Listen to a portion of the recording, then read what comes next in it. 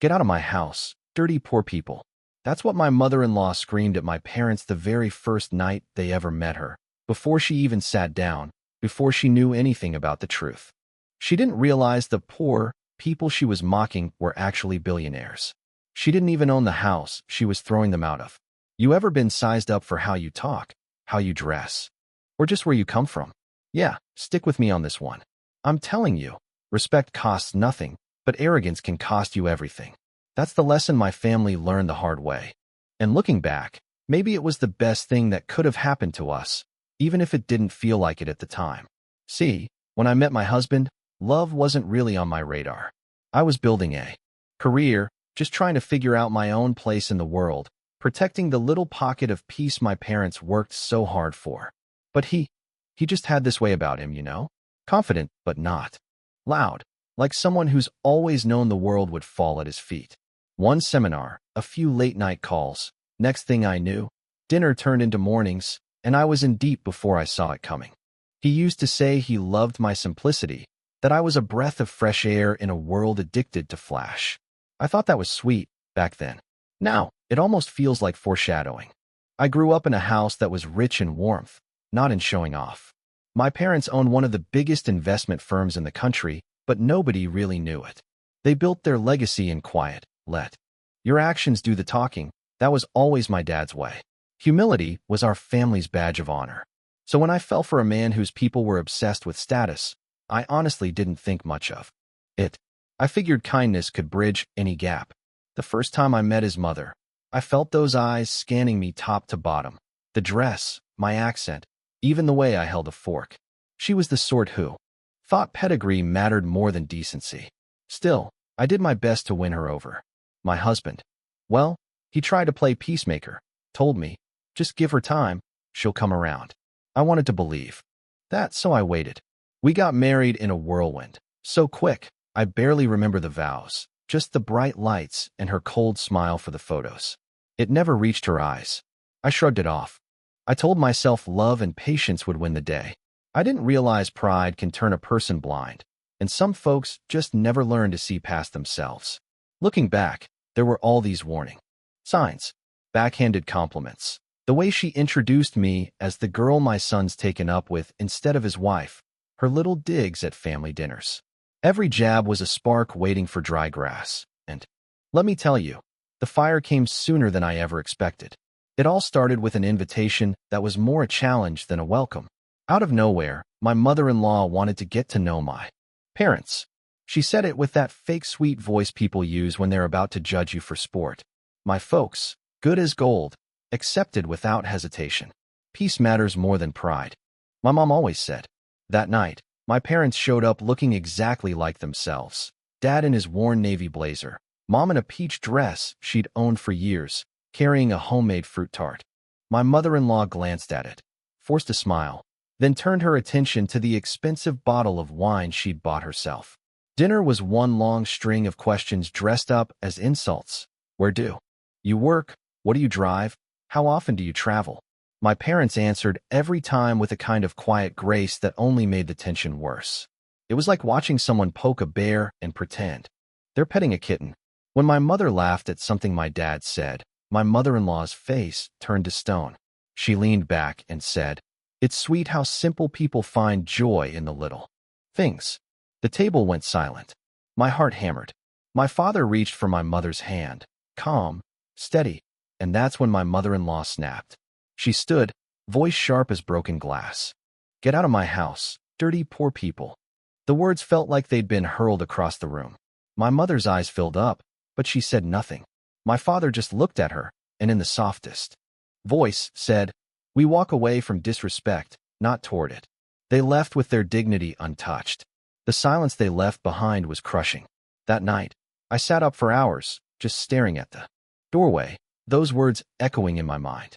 Dirty poor people. My husband tried to comfort me, but I could see he didn't know how to stand up to his own mother. In that house, pride was law, and even he bowed to it. The next morning, my parents called.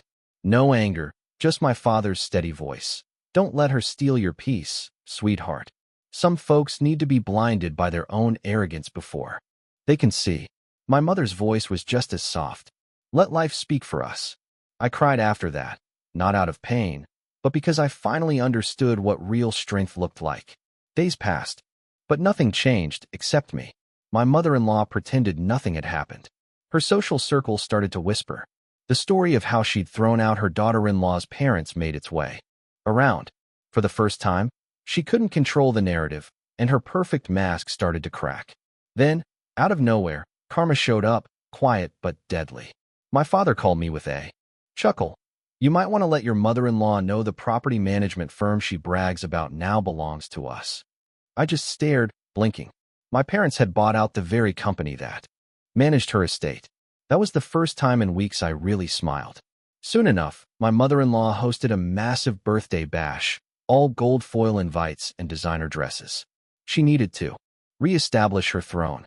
I was tempted to stay home, but my parents encouraged me. Truth doesn't hide. We went.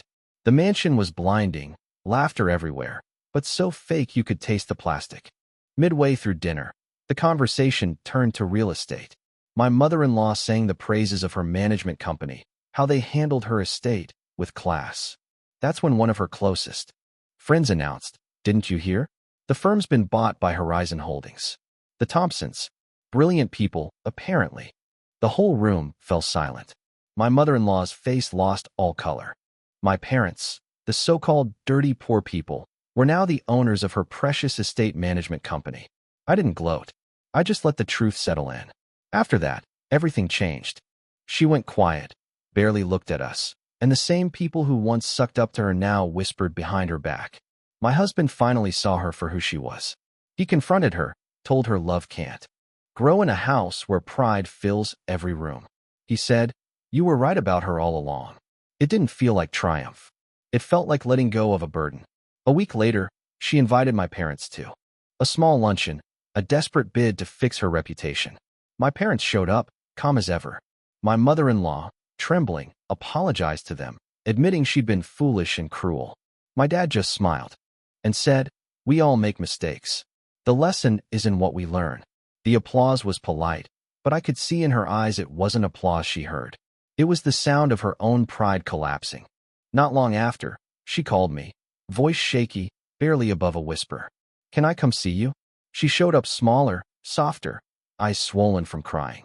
She told me how she grew up poor, vowing never to be looked down on again, only to become just like the people who hurt her. For the first time, I saw her as a real person, someone who'd lost her way. She apologized to me, to my parents. I repeated my dad's words. Some lessons aren't sent to humiliate us, but to humble us. And she cried, thanking me for a second chance.